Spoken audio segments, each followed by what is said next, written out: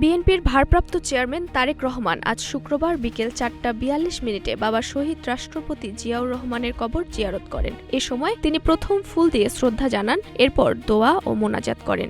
বেলা ৩টার একটু আগে তারেক রহমান গুলশানের বাসভবন থেকে জিয়া উদ্যানের দিকে রওনা হন। লাল সবুজ রঙে সাজানো বাসটিতেই চড়েই তিনি বাবার কবর জিয়ারত করতে আসেন। গতকাল বৃহস্পতিবার এই বাসেই তিনি বিমানবন্দর থেকে গণসংবর্ধনা স্থলে যান।